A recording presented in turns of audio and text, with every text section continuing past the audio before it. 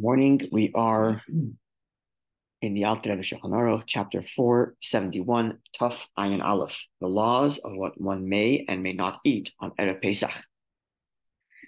We explained yesterday, the last couple of days, and yesterday it crystallized for us with our graph, imaginary graph, to properly position what type of bread can be eaten when, and what bread meaning full bread, or matzah, that's totally kosher for the Seder night, or matzah, which isn't kosher for the Seder night, the rich matzah.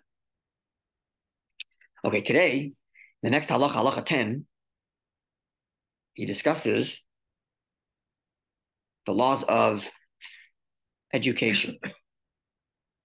That is to say, what is one allowed to give their children to eat on Erev Pesach? And what do I have to stop my children from eating? It links up to a number of other places in Shulchan Aruch where it discusses what one is obligated to give their children or not. For example, Yom Kippur, when to encourage them to fast and how much and so on, and other such halachas like that. And then after that, we'll get to other food items that customarily we don't eat on Erev Pesach, right? The halacha is one doesn't eat anything that will cause them to lose their appetite, to fill them up to the point to have no appetite. But we're going to add some other customary things we don't eat on Erev Pesach. That's going to come after that. Okay, halacha yud 10. Kata nektana, a young boy or young girl, she'enon yoidin mash mesaprim lehen, b'yitzias Mitzrayim, who do not understand what is being said when they are told the story of the Exodus. Mutter la'achila matzah ber Pesach kol hayoim, it is permitted to give them matzah all day. Afilu b'layla kodem kiddush, even at nighttime before the kiddush, which once night hits, and you have the obligation for kiddush, it's no longer a unique halacha for Pesach. It's universal. Any Shabbos, any Yom Tov, once the nighttime hits, one doesn't eat until one makes kiddush. We learned this at length. But here, because the child has no idea what the Seder, not no idea what the Seder is, but doesn't have a full comprehension of the story and understanding the symbolism of eating matzah as a mitzvah that commemorates the story or helps us relive the story and so on. So for that child, the mitzvah of eating matzah at the Seder night has no meaning. And therefore, there's no reason to torture the kid and say, well, you can't have matzah because we want you to appreciate the matzah when we eat it at the Seder. He doesn't appreciate it to begin with. And that's why you're allowed to give him the matzah. And Betamchin is bar b'simin shimam gimel. This is for the reasons explained in chapter 343. But in those days, they didn't have anything else but pure matzah. Why? They didn't have egg matzahs and everything else. Why? It's never mentioned. Sure, it's right here. It's mentioned. It's mentioned in the Gemara. Rich matzah is mentioned in the Gemara. Why wouldn't they have Rich matzah? Yeah, rich matzah is not just flour and water. Why would they have it? Okay. Why not? And in fact, people made matzah in their houses. You go to a factory, just made matzah in your house. Mix flour and water and make sure it's baked within 18 minutes, and that's it. Right? Or with something else. They had ovens. For the mitzvah, they would have just poured pure flour and water. For not the mitzvah, they would have put something else. Unless our custom is to not have rich matzah, but in other countries, Sephardic communities, they would have done it themselves. Sure.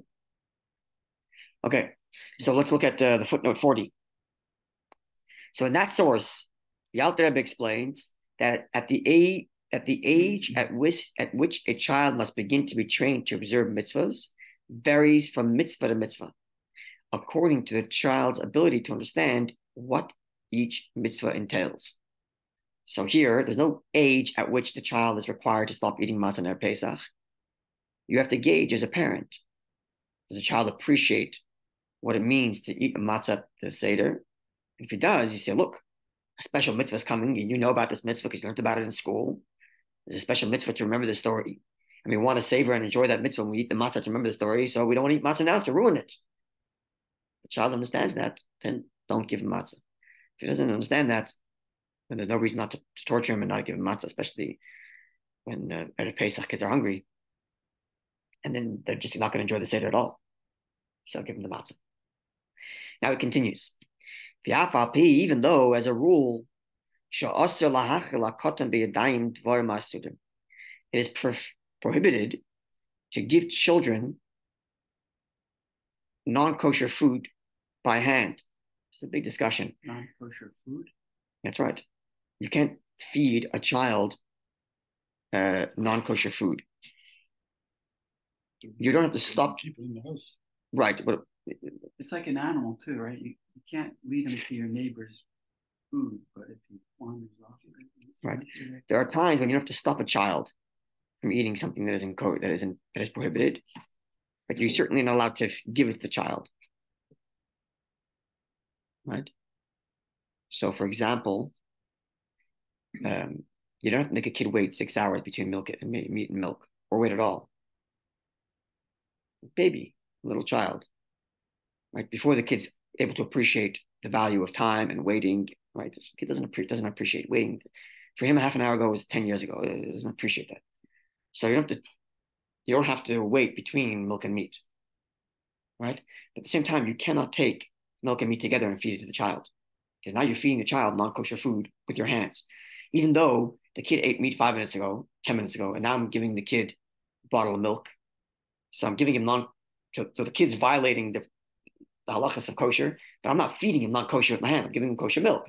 It just so happens in circumstances that the milk is not good for him, right? Not kosher for him right now. That's okay. Give him a bottle of milk. But I could not by hand feed the baby, even though the kid's not aware of anything. Baby, I could not by hand feed a baby with non-kosher food, God forbid. Right? So here too. Is it because milk is generally, it's not? Because milk is a kosher food item. It just happens to be for this kid. Right. By the halachic standards of an adult, cannot eat the milk right now, but I'm still feeding him kosher food. Right? We'll see the same thing is true of Yom Kippur, as we'll see in a minute. So now the question becomes, now this is true, I cannot feed by hand non-kosher food to a child, even if the prohibition is only rabbinic. So then one could make the case, well, therefore you cannot give a child matzah to eat in Erev Pesach because it's rabbinically prohibited. That's an argument you might make. Right? We just finished saying that the kid doesn't appreciate the Seder night and appreciate the symbolism of eating matzah the Seder night, and he's allowed to eat matzah on Erev Pesach. Well, maybe I can't feed it to him because I'm not allowed to feed a child that which is forbidden. And matzah is forbidden right now. So the kid's crying hungry, I can't give him matzah. That's an argument one could make. It's like the milk case, though. It's not inherently... as he says, anything that in and of itself is not forbidden. Is that called an isser? Man isser. The time tells you can't eat it. Like the milk coming after the meat. Milk is not... Itzer machmas atzman. It's forbidden in and of itself. So milk in and of itself is not forbidden. It just happens to be right now for the child it is. Okay, so I give the kid milk. It's not giving him something that's not kosher. So likewise with the matzah on Erev Pesach. The matzah on Erev Pesach, the matzah is not inherently forbidden. Right now it's forbidden. It's temporally. It's temporally forbidden, not inherently forbidden. And because it's only temporally forbidden, I'm allowed to give it to the child. The prohibition against feeding a child that which isn't kosher is only that which is inherently not kosher, not that which is temporally forbidden. Or conditionally. Okay, that's correct. As he says, Elosh is manisr. Right now it's forbidden by time, temporally. Going, for example, matzah of Erev Pesach. Matzah of Erev Pesach is not inherently forbidden. Matzah is a perfectly kosher food item. It happens to be right now, I'm not supposed to eat it. Likewise, we're eating before Kiddush. So you can feed the child with your own hand. So you can take your 2-year-old on your lap and feed him a full dinner before Kiddush. Yeah.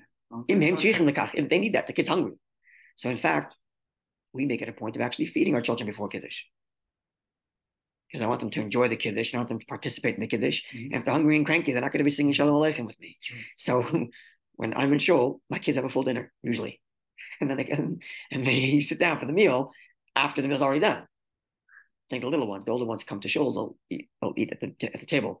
But the little ones for sure, otherwise they'll not be able to participate in the Kiddush. That's what Stacy does with the kids. Yeah, feed them before. They're hungry. She feeds them at 5 o'clock. And whenever we make Kiddush, they sit down for Kiddush and they listen to Kiddush, and that's it. And they'll see the full meal again. Very good. Okay, that's even better. So you can feed them by hand if they require that, as long as the food is inherently kosher, even if at the moment it's forbidden. And this is similar to you can feed your children food in Yom Kippur by hand, even though right now it's forbidden. And you don't make them fast, even if you think they can handle it. Don't do that. Feed your children on Yom Kippur. In fact, on Yom Kippur, we make a full challenge for our kids. Hot, healthy food, and they can come to the shul and enjoy the davening, even though it's completely forbidden right now. The exception to this rule would be you cannot feed a child chametz on Pesach. Why is that? You're not allowed to have it in the house. Not to own it. If the prohibition was only to eat it, then you might make the case it's only temporally forbidden and therefore allowed to feed the child chametz. But the prohibition is against owning it. So I can't even have it to feed it to my child. Okay. Therefore,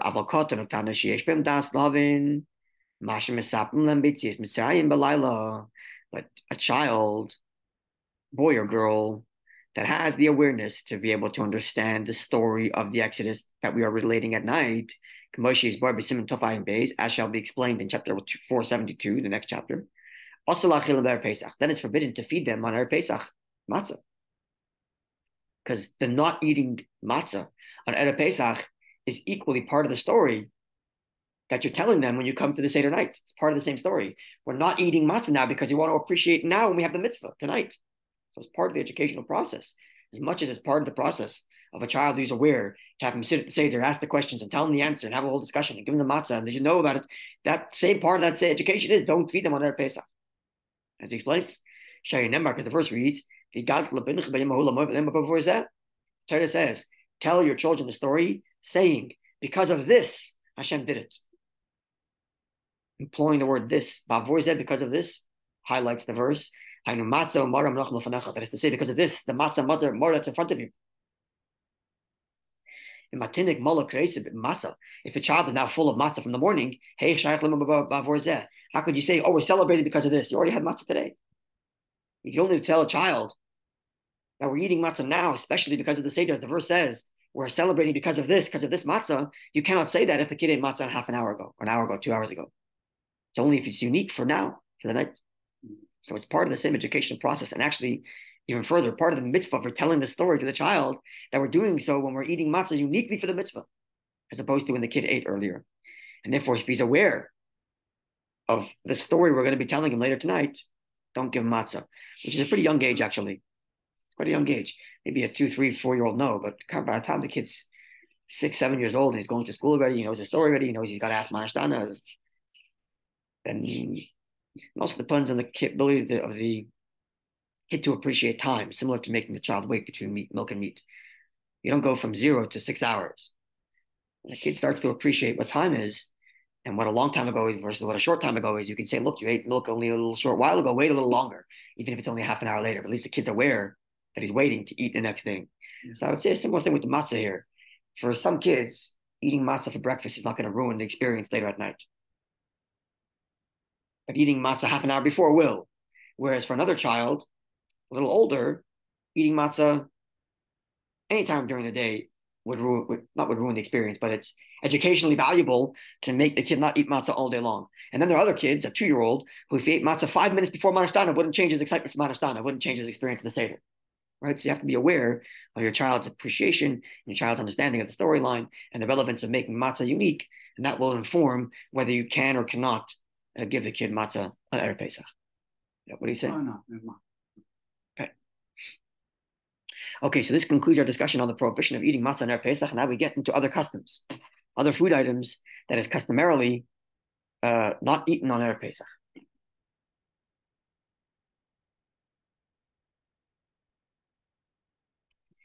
And we actually should pull up the Rebbe's Haggadah, which I'll get tomorrow because there's more to the custom there. Okay, Yesh Noegim. There are those who have the custom. Shaloi lechol marar Erev Pesach, not to eat any marar on Erev Pesach, which would basically mean don't have a salad with lettuce. Or any bitter vegetable, maybe? There's only certain kinds of vegetables that qualify for marar. Yeah, If I remember correctly, it's 5 of them, and we only have identification for a few of them. Those 5 you shouldn't eat. So that's right. Whatever qualifies for the mitzvah of marar should not be eaten on Erev Pesach, which means no salad with lettuce. We don't want to eat a salad and then have another salad later on. It means even for lunch. which is like 7 hours before your Seder, you still shouldn't have, you can have a salad, just not with lettuce. Well, lettuce constitutes more. Sure, romaine lettuce. Romaine lettuce constitutes for maror. For sure.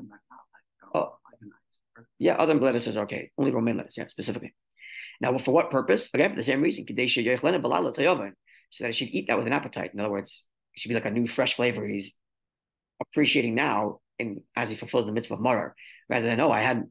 Let's think of it this way. It becomes almost silly. Like I had maror half an hour ago, and I just made a hadama. And now that it's a Seder night, I'm eating maror, I'm making a bracha, Allah chilas maror. You just had maror 5 minutes ago, or half an hour ago. So no maror, and you come to the Seder, you're eating special maror now with the mitzvah. It gives it that value. Even though he says it with an appetite, as if like I have an appetite for maror. But the point is with an appreciation, with a desire. It's more like an appreciation. Yeah, it gives it unique. Like the matzah. Exactly like the matzah. You want to appreciate it. That's right. Mitzvos ability. That's right. But additionally, now here's where the custom actually extends itself farther than the halacha. Right? The halacha is no matzah erev Pesach. The custom is no maror erev Pesach. Now the custom goes even farther. And also, one should not have maror on day 1 of Pesach, so that you appreciate it at the second Seder night. Right. Which means first day lunch, Pesach, it's a Yom Tov meal, no lettuce in your salad. Now here's the unique thing. You are eating matzah then, because you have to. Because you have a Yom Tov meal. You have to have bread at your Yom Tov meal. And the bread here is, so here the minhag extends itself on the halacha. Because here, the halacha overrides itself. And that the halacha says, don't eat matzah before you the Seder. But the halacha also says, when you sit down for a Yom Tov meal, you have to have bread. In this case, the bread being matzah. So you can't not eat matzah that on the first day.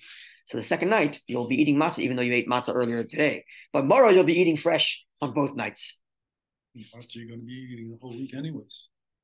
Okay, well, maybe the week will start after the second Seder, but it can't, because on day 1, which is after Seder 1, you have to have matzah at your meal. But nonetheless, there are those who are accustomed who have minimal matzah on day 1, just enough for their meal. And so again, at the Seder night, they're excited to eat it again. So even though they have to have matzah on the meal of day 1, but how much matzah do you have to have? Not so much. Just enough so you wash and bench. So they'll minimize not much. Okay, let's see if footnote 49 helps us here.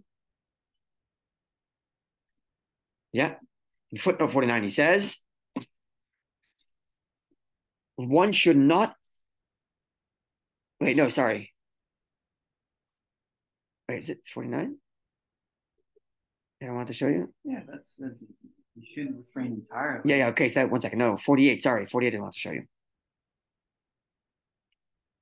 In his Haggadah and Lakutei Tamim Menhagim, the Rebbe states that's the title of the Rebbe's commentary to the Haggadah. He says it is customary to fulfill this practice. Which practice is that? Tomorrow. The practice of not eating maror on day 2.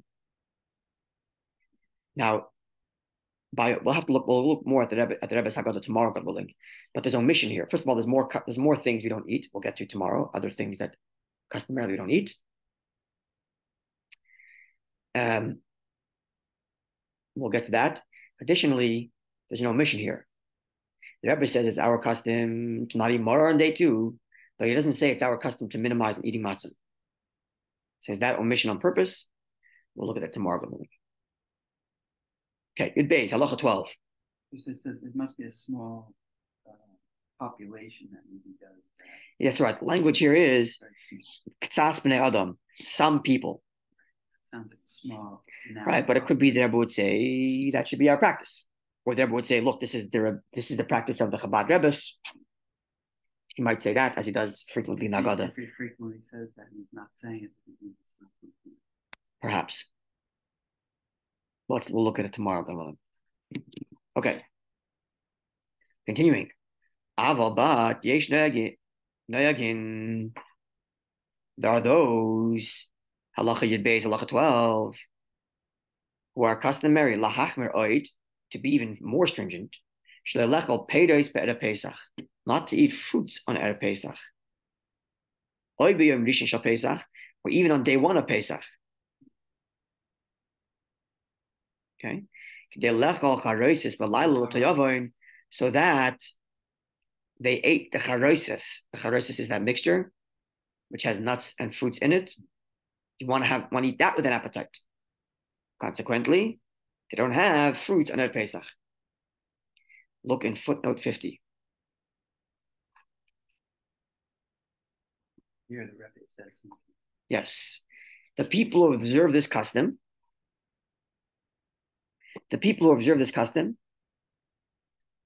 only refrain from eating those fruits that are used to make charosis, which would be apples and walnuts. Mm-hmm.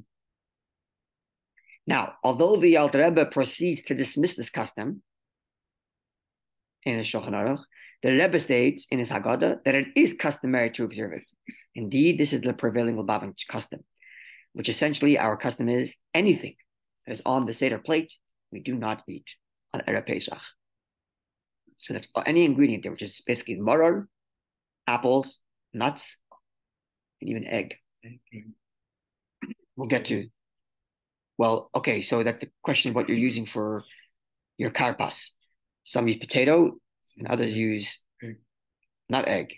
You gotta have vegetable. Egg is for the other one, the beitza, onion. Okay, we'll get to that. God willing, we'll look at Haggadah tomorrow. So there are those who have the custom not to eat fruit, so that their charosis is eaten with appreciation, with appetite, as it were. And as we're saying, the fruits that people don't eat are the fruits that we would put into the charosis, which by our custom, it's apple. I think others have the custom of putting pears also in their charosis. Lubavitch charosis is only apples, as we'll learn when we get there. But others,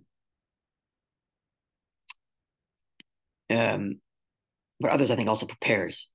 I think there's also wine. Wine, certainly, but wine we already discussed that you're not supposed to have wine because you have the 4 cups of wine. Yeah. Unless you're drinking a lot, which opens your appetite, right? Yeah. Okay. Who said, don't worry, don't concern yourself with this custom. The mitzvah is not to eat the charosis, so you don't need to eat it with a great appetite. Right? You're supposed to eat the maror with an appetite. You're excited to fulfill the mitzvah. You got to eat matzah with an appetite. You're excited to fulfill the mitzvah.